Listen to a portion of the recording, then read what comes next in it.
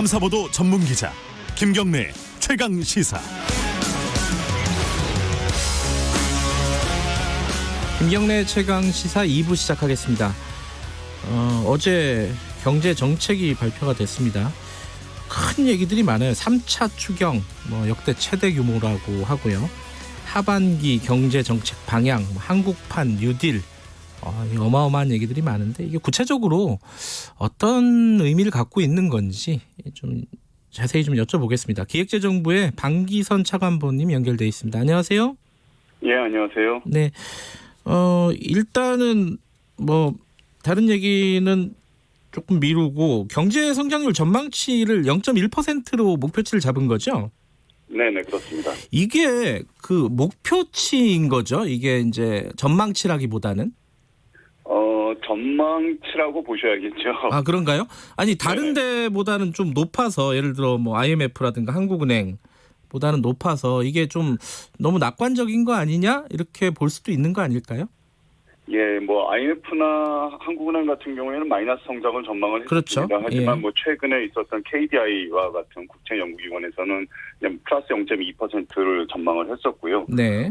저희가 상황을 살펴보면은 작년 말부터 사실 우리 경제가 소비나 투자와 같은 실물 지표가 좀 개선 흐름을 보이고 있었습니다. 네. 소매 판매 같은 경우에도 보면은 작년 4분기에 이제 3.4% 성장을 했고, 예. 설비 투자도 아주 오랜만에 이제 4분기에 플러스 성장을 보였었는데, 네. 아시는 것처럼 이제 1월 달에 코로나19 사태라는 예상치 못한 상황이 생기면서 네. 저희의 경제에 좀 어두운 그림자가 그리워진 거죠. 그래서 예. 내수 측면에서도 보면 그 사회적 거리두기 여파로 인해서 네. 1사분기에 소비하고 서비스업 생산이 외환위기 이후에 최대폭으로 감소한 바 있고요.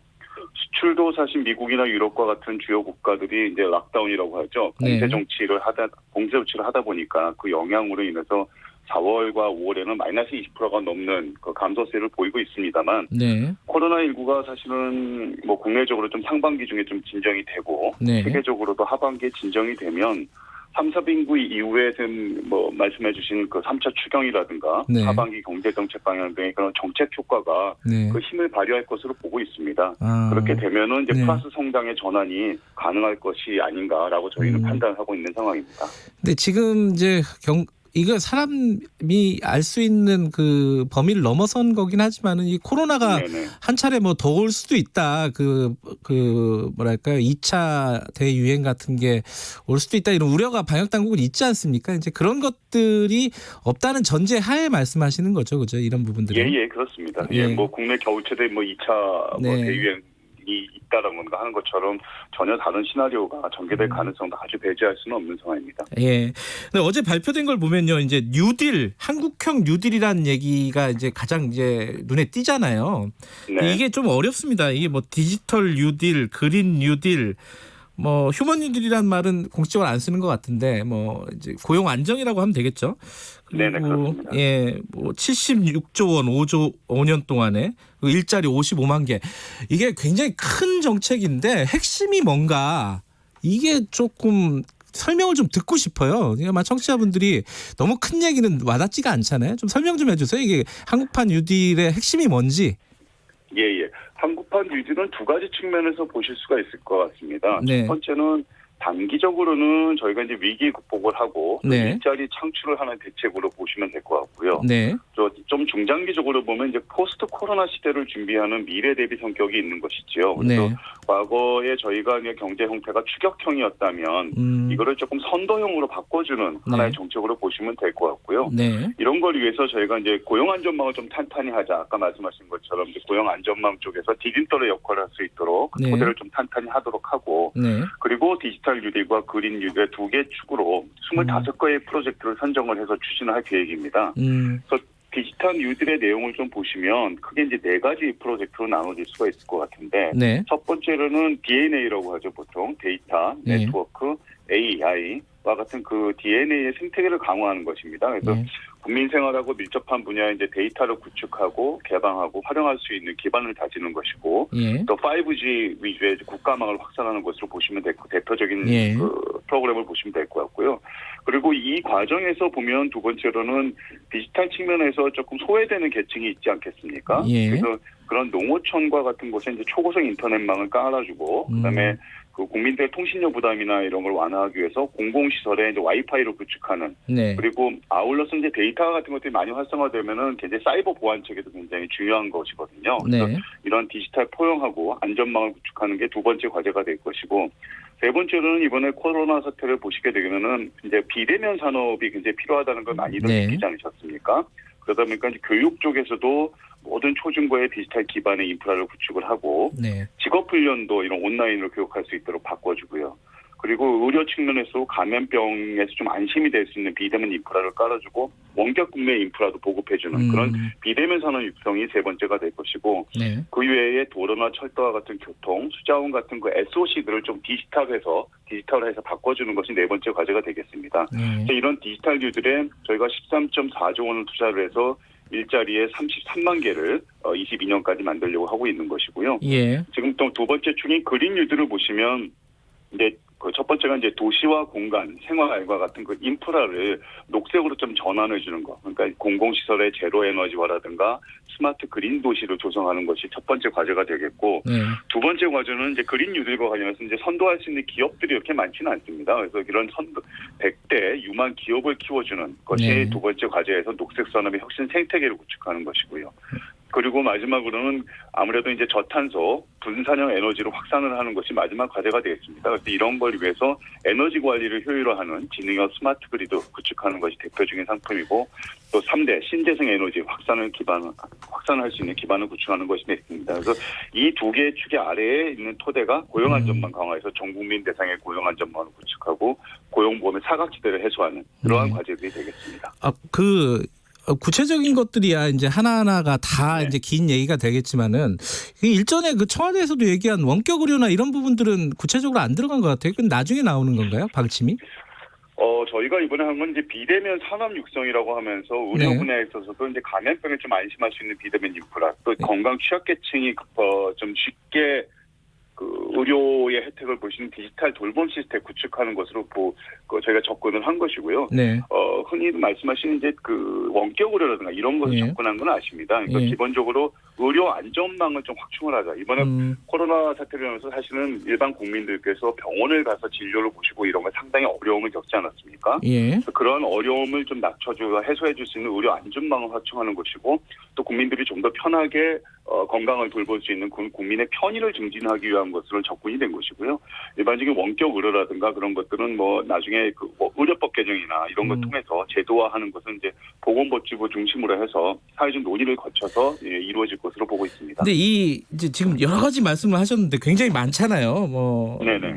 그린 뉴딜, 디지털 뉴딜 해갖고 세부적인 것들이 굉장히 많은데 일부에서는 좀 박하게 점수를 매기면은 이거 다 예전부터 하던 거 아니냐? 하던 거를 이름을 뉴딜, 그린 뉴딜, 디지털 뉴딜 붙이는 거지 새로운 게 뭐가 있느냐라고 얘기하는 약간 박한 시각이겠죠. 근데 그 부분에 대해서는 뭐라고 말씀하시겠어요?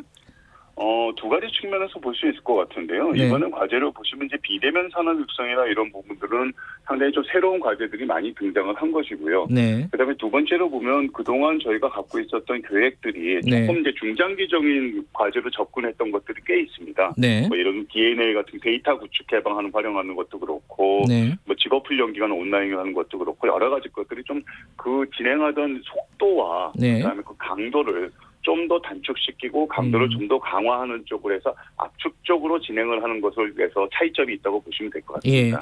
그리고 또 고용보험제 아까 말씀하셨잖아요. 고용 안전 관련해 가지고 전국민 고용보험제 이건 대통령도 얘기를 꺼낸 거고요. 근데 이번에 보면은 특수고용제 보통 특고라고 하는 그쪽은 특수고용 노동자들은 포함을 시켰는데 예를 들어 영세 자영업자라든가 이런 부분에 대한 대책 이런 부분들은 좀 빠져 있는 거 아니냐 이런 지적이 있던데 어떤가요 이거는? 예, 지금 말씀하신 것처럼 사실 이번에 코로나19 사태를 겪으면서 그 취약계층에 대한 고용안전망 보강이 굉장히 시급하다라는 것이 굉장히 부각이 됐고요. 예. 그러다 보니까 정부가 이제 단계적으로 고용보험 가입 대상 확대해 나갈 계획입니다. 네. 그래서 금년 12월부터 이제 고용보호법이 국회가 통과가 돼서 그 예술인의 고용보험 가입이 가능해진 것이고 특고 형태는 이제 금년 중에 법을 개정을 해서 내년부터 혜택을 받을 수 있도록 하는 것인데 고용보험이라는 것이 기본적으로 이제 보험의 성격인 것이죠. 그러다 보니까 보험료를 지불을 하고 그에 맞는 이제 급여 혜택을 받는 것이 고용보험의 특징인데 그러다 보면은 이제 그 자영업자 같은 경우에는 이게 누가 고용주이고 누가 이 피고용자인지가 이제 확실치가 않습니다. 그러다 네. 보니까 현재 그 사업장 중심으로 되고 있는 고용보험을 개편하는 작업이 일단 먼저 진행이 되겠고요. 예. 그 과정에서 뭐 자영업자들의 소득을 어떻게 파악할 것인지 또 네. 급여를 어떻게 지급할 것인지 이런 것들에 대한 사회적 합의가 필수적으로 좀 필요한 상황입니다. 아직 사회적 합의가 구체적으로 진행이 되지 않았다라고 판단을 하시는 거네요. 예. 예, 금년 말까지 이런 것을 위한 이제 로드맵을 마련할 계획입니다. 네. 이 얘기는 뭐 기재부 입장에서는 조금 난감한 얘기일 수도 있는데 얼마 전에 이제 김상조 청와대 정책실장이 한국판 그 뉴딜 네. 이 개념이 좀 모호하다. 뭐 이런 취지로 얘기를 했습니다. 그 21대 국회의원 당선자 워크숍에서. 이건 뭐 뒤에 이제 뭐 이 논의 과정을 잠깐 소개한 거지 뭐 그런 생각을 갖고 있는 건 아니다라고 이제 나중에 봉합은 됐는데 기자부 입장에서는 이 말은 어떻게 받아들이세요? 뭔가 사실 큰 얘기라서 그리고 정확히 뭘 얘기하는 건지 모를 수가 있잖아요. 국민들 입장에서는 어떻게 보십니까? 김상조 실장의 얘기는? 예, 뭐 그 시장님 말씀하신 건 제가 직접 들은 바는 아니라서 뭐라고 저도 직접 듣지는 않았어요. 예. 언급하기는 어렵습니다만은 예. 그 이제 뉴딜이라는 것이 과거 이제 미국에서 그 대공황 시절에 네. 시작을 할 때도 이것이 사실 대규모 토목 사업 위주가 진행이 됐다고도 많이들 생각하시지만 네. 사실 그 이면에는 그 고용에 대한 안전망과 예. 복지 체계를 완비하는 과정이 같이 겸비가 돼 있었습니다. 네. 그런 과정에서 보면 사실 뉴딜이라는 것을 한마디로 규정하기는 사실 쉽지는 않죠. 그렇죠. 그래서 처음 시작할 때는 이 뉴딜에 대한 개념하고 범위에 대해서 조금 많은 의견들이 제기가 되었습니다만은 네. 지금은 어느 정도 정리가 된 걸로 보고 있고요. 예. 그 정리가 되는 과정에서 결국은 지금 말씀드린 대로 고용안전망의 토대 위에 디지털 뉴딜과 그린 뉴딜을 어떻게 압축적으로 효율적으로 효과적으로 추진을 하는 것이냐 이게 더 중요한 문제가 아닐까 싶습니다. 근데 이제 뉴딜이라 그러면은 저도 뭐 이 전문가가 아니니까 뭐 번데기 앞에서 주름 잡는 거지만은 이 뉴딜이라고 예전에 그러면 뭐 구제나 회복 뭐 이런 것들 그리고 개혁 리폼을 많이 얘기하잖아요. 뭐 3R이라고요. 근데 개혁 부분이 좀 빠진 거 아니냐 요번에. 당장의 어떤 뭐 경제 회복이라든가 구제 이런 부분들에 초점을 맞춰진 건 당연한데 개혁 부분에 대한 고민이 좀 적은 게 아니냐 이런 지적은 어떻게 보십니까? 사실은 뉴딜이라는 것이 이번에 저희가 이제 준비를 하면서는 네. 재정 사업 위주로 좀 준비를 많이 했습니다. 네. 그러다 보니까 일단 금년도 추경에만 한 네. 5조 원 정도 내외 예산이 담겨 있을 것이고요. 예. 22년까지 31조 원, 그다음에 25년까지 한 총 76조 원 정도의 투자가 이루어질 것인데 네. 이 앞으로 저희가 이런 향후 추가 과제들을 좀 보완하고 확대를 해서 네. 7월 중에 종합계획을 확정하고 발표할 계획이고요. 네. 그 이후에도 사실은 이 한국판 뉴딜이라는 건 굉장히 열린 개념으로 보면서 네. 지금 말씀해 주신 규제 개혁이라든가 네. 또 혁신 과제 이런 것들을 포괄적으로 담아 나갈 계획이라고 말씀드릴 수 있겠습니다. 7월 달에 보다 구체적인 안이 나온다. 네네. 이런 말씀이시고요. 예, 그렇습니다. 그리고 이거는 아마 청취자 여러분들 굉장히 궁금하신 부분일 것 같기도 한데 이건 뭐 뉴딜하고는 관련이 없는데 이제 하반기 경제 정책이라든가 뭐 추경안에 들어갈 내용일 것 같은데 추가 재난지원금 이거 진짜 검토 안 하나요? 홍남기 경제부총리는 없다고 한 것 같은데. 지금 현재 정부에서는 네. 뭐 재난지원금 형태의 지원금 지급 계획은 검토하는 바가 없습니다. 그래요? 예. 대신에 저희가 말씀드린 대로 이제 이제 코로나19로 인해서 이제 여러 취약계층들이 어려움을 겪고 계시기 때문에 네네. 선별적으로 이분들에 대한 지원, 그러니까 이번 하반기 경제정책 방향에도 보면은 소비 쿠폰이라든가 그다음에 지역산업 상품권이나 것들을 확대하는 문제, 예. 고효율 가전 기기에 대한 환급 규모를 확대하는 문제 이런 것들에 대해서는 저희가 지속적으로 어려움을 겪는 분들에 타겟을 해서 지원을 해드릴 것이고요. 그에 전반적으로 이제 전 국민 혜택에 지원드리는 그 재난지원금 형태는 현재 검토하고 있지 않은 것으로 말씀드릴 수 있겠습니다. 예, 현재는 검토하고 있지 않다. 이 얘기 하나 빠뜨렸네요, 제가. 대통령이 그린 뉴딜 얘기하면서 사실은 이제 탄소 경제의 어떤 그 체질을 완전히 바꾸는 그런 정책이 나올 수도 있겠다라는 생각이 드는데 그 얘기들은 많이 빠져 있더라고요. 예를 들어 뭐 탈원전 이런 얘기들은 원래 있었지만은 그런 얘기는 일부러 안 한 건가요? 아니면은 뭐 이미 했기 때문에 안 한 건가요? 그린 뉴딜 같은 경우는 이번에 말씀하신 것처럼 이제 네. 단기적으로 보면은 환경 에너지 분야에 일자리 창출할 수 있는 네. 것을 목표로 하고 있고요. 중장기적으로 보면은 결국은 저희가 이제 고탄소 구조의 경제 구조이기 때문에 네. 그 경제 사회 구조 전반은 저탄소 구조로 전환하는 것이 이제 주요 과제들이 되겠죠. 네. 그래서 그런 과제들의 차원에서 사실은 이번에 그 뉴딜에도 담겨 있는 것들이 이제 주요 온실가스 배출원, 뭐 산업이라든가 건물이라든가 수성 분야의 그 감축 사업들을 이미 반영을 했고요. 네. 그다음에 그 녹색 산업을 육성하는 문제, 네. 그리고 그 태양광, 풍력, 수소와 같은 3대 신재생 에너지의 확산을 기반을 확충하는 R&D 실증 사업들을 반영을 했습니다. 그리고 네. 이와 아울러서 별도로 사실 저희가 이제 금년 말까지 네. 그 2050년까지의 그 장기 저탄소 발전 전략을 마련할 계획이거든요. 그래서 이것이 이제 마련되면 네. 그 유엔에 연말에 제출할 예정으로 있습니다. 요번에 이제 3차 추경을 최대 규모로 한다. 그래서 야당도 뭐 특별한 그러니까 구체적인 문제는 삼겠지만은 전체적으로는 동의하는 분위기예요. 그런데 지금 기재부 입장에서는 2차 추경할 때도 이 재정 건전성 문제를 계속 지적을 했잖아요. 기재부 입장에서는 그게 굉장히 중요하다고 얘기를 계속 했고. 근데 이번에 3차 추경하면 채무 비율이 40%가 훌쩍 넘지 않습니까? 국가 채무 비율이. 이거 기재부 입장에서는 어떻습니까? 괜찮은 거예요? 저희가 보는 건 이런 것이죠. 그러니까 네. 결국은 재정을 좀 풀어서 이번에 성장의 기반을 다져야 더 네. 꺼지는 것을 막고 조금 더 일어날 수 있는 힘을 지탱할 수 있는 힘을 들여야 네. 중장기로 봤을 때는 재정에도 이제 플러스가 요인이 될 거라고 보고 있기 때문에 이번에 네. 3차 추경을 상당히 큰 규모로 하게 된 것이고요. 네. 그 과정에서 그 재원 마련이나 이런 부분에 있어서는 저희가 최대할 수 있는 구조 조정을 통해서 네. 재원의 구조 조정을 통해서 마련을 했다는 것을 말씀드리겠습니다. 기재부의 기조가 좀 바뀐 건가요? 그러면은? 뭐 기조가 바뀐 건 아닙니다. 그런가요? 알겠습니다. 네네. 마지막으로 이거 하나 여쭤볼게요. 아마 청취자분들도 많이 이용하실 텐데 소비 쿠폰 발행하잖아요. 뭐 숙박업소나 이런 거 이용하면 할인해주는. 근데 이게 지금 사회적 거리두기 물론 이제 약간 완화가 됐지만은 그래도 여전히 이제 방역 부분에서 중요한데 이 소비가 제대로 활성화가 될지 이 부분 걱정 안 하십니까?